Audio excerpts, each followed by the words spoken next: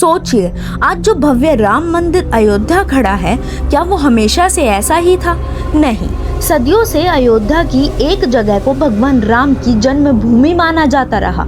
लेकिन 16वीं सदी में लगभग 1528 के आसपास वहाँ एक मस्जिद बनाई गई, जिसे बाद में बाबरी मस्जिद कहा गया। कई लोगों ने दावा किया कि यह मस्जिद एक पुराने मंदिर के स्थान पर बनी। यहीं से विवाद शुरू हुआ। सालों तक मामला चलता रहा। 1992 में वह संरचना गिरा दी गई। देश भर में हलचल मच गई। मामला अदालत तक पहुंचा और 2019 में सुप्रीम कोर्ट ऑफ इंडिया ने फैसला सुनाया। विवादित भूमि मंदिर निर्माण के लिए दी जाएगी और मुस्लिम पक्ष को अलग जगह दी जाएगी मस्जिद के लिए। इसके बाद शुरू हुआ एक बिल्कुल नए, भव्य, आधुनिक और 1000 साल की सोच से बने मंदिर का निर्माण। आज जो मंदिर आप देख रहे हैं वह पूरी तरह नया निर्माण है, लेकिन इस मंदिर के अंदर और पीछे ऐसे 7 रहस्य छिपे हैं जो 90% लोगों को नहीं पता। और अब असली कहानी शुरू होती है। लेकिन इस मंदिर में ऐसी 7 बातें छुपी हैं जो शायद आपने कभी नहीं सुनी होंगी, और आखिरी रहस्य वो आपको सच में हिला देगा। तो चलिए शुरू करते हैं। स्वागत है आपका हमारे YouTube चैनल हिस्ट्री की मिस्ट्री में। रहस्य नंबर 1, मंदिर में लोहे का इस्तेमाल क्यों नहीं होता है? सोचिए, इतना विशाल मंदिर, ऊंचे स्तंभ, भारी पत्थर, लेकिन उसमें लोहे का इस्तेमाल नहीं किया गया। क्यों?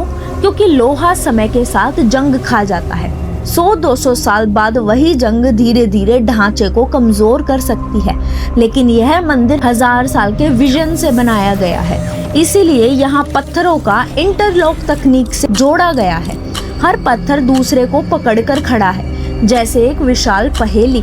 न स्टील की रोड, न अंदर छिपा हुआ लोहा, सिर्फ स्टीक कटिंग और संतुलन। यह तकनीक प्राचीन भारतीय मंदिर वास्तुकला से ली गई है, जहां सैकड़ों साल पुराने मंदिर आज भी मजबूती से खड़े हैं। और यही सबसे खास बात है, यह मंदिर सिर्फ आज के लिए नहीं बनाया गया, बल्कि आने वाली कई पीढ़ियों के लिए बनाया गया है। मतलब यह मंदिर सिर्फ श्रद्धा से नहीं, इंजीनियरिंग की ऊंचाई से बना है।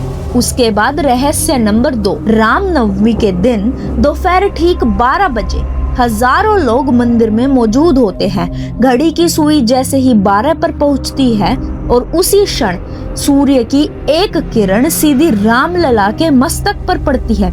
न 1 सेकंड पहले, न 1 सेकंड बाद। सोचिए, करोड़ों किलोमीटर दूर बैठा सूर्य और उसकी रोशनी एक छोटे से बिंदु पर इतनी सटीकता से आकर टिक जाए, यह संयोग नहीं है, यह है सूर्य तिलक प्रणाली।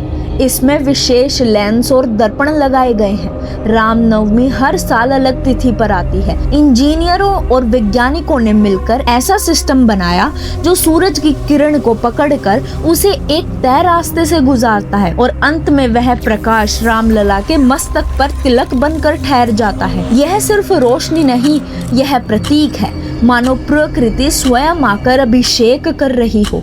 और यही वह क्षण है जब विज्ञान और आस्था एक साथ दिखाई देते हैं। यह दिखाता है कि मंदिर का निर्माण सिर्फ धार्मिक भावना से नहीं, बल्कि गहरी वैज्ञानिक समझ से जुड़ा हुआ है। उसके बाद रहस्य नंबर 3, मंदिर में शांति थी, मंत्रों की आवाज गूंज रही थी और सामने रामलला की सुंदर मूर्ति। लेकिन बहुत कम लोग जानते हैं कि मूर्ति की आंखें शुरुआत से ही पूरी तरह खुली नहीं मानी जाती।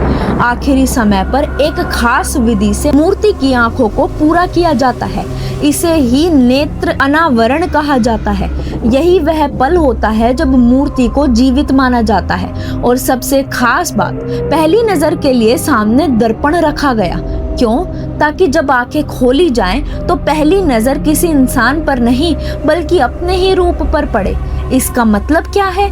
यह एक संदेश है कि असली शक्ति और दिव्यता सबसे पहले अपने अंदर देखनी चाहिए। मूर्ति बनाने में महीनों लगते हैं, लेकिन आंखों का अंतिम स्पर्श सबसे आखिर में दिया जाता है।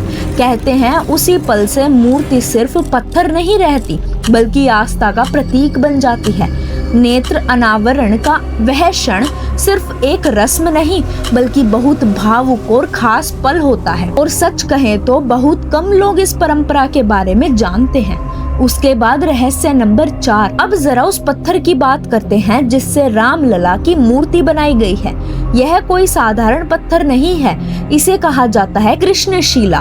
गहरे रंग का, मजबूत और बहुत ही खास पत्थर। इसी पत्थर का चुनाव सोच समझकर किया गया। क्यों? क्योंकि यह पत्थर पानी से खराब नहीं होता, सदियों तक अपनी मजबूती बनाए रख सकता है, अपनी प्राकृतिक चमक लंबे समय तक रखता है। सोचिए, मूर्ति रोज पूजा और जल के संपर्क में रहती है। अगर पत्थर कमजोर होता तो समय के साथ घिस सकता था, लेकिन कृष्णशिला इतनी सख्त होती है कि उस पर मौसम का असर बहुत कम पड़ता है। अब सबसे दिलचस्प बात, यह पत्थर मुलायम नहीं है कि आसानी से आकार दिया जाए। शिल्पकारों को महीनों तक धैर्य और ध्यान के साथ काम करना पड़ता है। एक छोटी सी गलती भी पूरी मूर्ति को खराब कर सकती है। शायद यही वजह है कि मूर्ति की बारीकियां इतनी साफ और जीवित लगती हैं। चेहरे की मुस्कान, आंखों की कोमलता, आभूषणों की नाजुक बनावट। जब आप मूर्ति को देखते हैं तो लगता नहीं कि वह सिर्फ पत्थर है, और यही इस कृष्णशिला का रहस्य है। कठोर होने के बावजूद उससे इतनी कोमल और सुंदर छवि बनाई गई है। उसके बाद रहस्य नंबर 5। जब हम मंदिर को देखते हैं तो हमें उसके ऊंचे स्तंभ और भव्य शिखर दिखाई देते हैं, लेकिन असली ताकत जमीन के नीचे छुपी है। मंदिर की नींव लगभग 14 मीटर गहरी है, यानी जितना हिस्सा ऊपर दिखाई देता है उतना ही मजबूत हिस्सा नीचे बनाया गया है। सिर्फ गड्ढा खोदकर उसे भर नहीं दिया गया, बल्कि कई परतों में मजबूत आधार तैयार किया गया है। परत दर परत ऐसी सामग्री डाली गई है जो समय के साथ और ज्यादा मजबूत हो जाए, क्योंकि जिस जमीन पर मंदिर बना है वहाँ हजारों लोगों की भीड़ रोज आएगी। इतना वजन संभालना आसान नहीं होता, इसीलिए इसे भूकंप रोधी भी बनाया गया है। अगर धरती हल्की भी हिले तो संरचना संतुलन बनाए रख सके। वैज्ञानिक का मानना है कि यह ढांचा 1000 साल तक स्थिर रह सकता है। सोचिए, आज जो नींव डाली गई है वह आने वाली कई पीढ़ियों को संभालेगी। यह सिर्फ एक इमारत की नींव नहीं है, यह भविष्य की योजना है। उसके बाद रहस्य नंबर 6, टाइम कैप्सूल। कहा जाता है कि मंदिर के नीचे भविष्य के लिए कुछ महत्वपूर्ण रिकॉर्ड सुरक्षित रख दिए गए हैं। जरा सोचिए, आज हम जिस समय में जी रहे हैं, हमारी बातें, हमारा इतिहास, हमारे फैसले, और कल्पना कीजिए 1000 साल बाद कोई उस रिकॉर्ड को निकाले और हमारे समय की सच्चाई पढ़े। उसे पता चले कि इस मंदिर का निर्माण कैसे हुआ, किस फैसले के बाद हुआ और उस समय देश का माहौल कैसा था। टाइम कैप्सूल रखने का मकसद यही होता है कि भविष्य की पीढ़ियों को साफ और सही जानकारी देना, क्योंकि समय के साथ कहानियां बदल जाती हैं, लेकिन लिखित प्रमाण इतिहास को संभाल कर रखता है। यह सोच ही अपने आप में खास है कि यह मंदिर सिर्फ आज के लोगों के लिए नहीं, बल्कि 1000 साल आगे के लोगों के लिए भी एक संदेश छोड़ रहा है। उसके बाद रहस्य नंबर 7, मंदिर बनाने के बाद अयोध्या सिर्फ एक धार्मिक स्थल नहीं रही, वह एक तेजी से बदलता शहर बन गई। नया एयरपोर्ट बना, नई चौड़ी सड़कें तैयार हुई, रेलवे स्टेशन का रूप बदला गया, बड़े होटल और धर्मशालाएं खुलने लगी, देश विदेश से लोग आने लगे, पर्यटन बढ़ा, रोजगार के अवसर बढ़े, छोटे दुकानदारों से लेकर बड़े व्यापारियों तक सब पर असर पड़ा। एक मंदिर ने पूरे शहर की अर्थव्यवस्था को नई दिशा दे दी। यह इसका उदाहरण है कि एक धार्मिक स्थल सिर्फ आस्था का केंद्र नहीं होता, वह विकास का कारण भी बन सकता है। और शायद यही इस कहानी का आखिरी और सबसे बड़ा संदेश है। जब आस्था और योजना साथ चले तो एक जगह नहीं, पूरा शहर बदल सकता है। अब जरा एक पल के लिए रुकिए, सोचिए, 500 साल का इंतजार, अनगिनत कहानियां, कई पीढ़ियां जो सिर्फ सपना देखती रही, और आज वह सपना एक भव्य मंदिर के रूप में खड़ा है। लेकिन सवाल यह नहीं है कि मंदिर बन गया, सवाल यह है क्या हम उसकी कहानी की गहराई को समझ पाए। लोहे के बिना बनी संरचना, सूर्य की सटीक किरण, आंखों का वह शांत अनावरण, कृष्णशिला की जीवित छवि, जमीन के नीचे छिपी मजबूत नींव, भविष्य के लिए छोड़ा गया संदेश और बदलती हुई अयोध्या। ये सब सिर्फ तथ्य नहीं है, ये उस सोच का हिस्सा है जो समय से भी आगे देखती है। लेकिन क्या यही पूरी कहानी है, या अभी भी कुछ ऐसे रहस्य हैं जो परतों के नीचे छिपे हैं?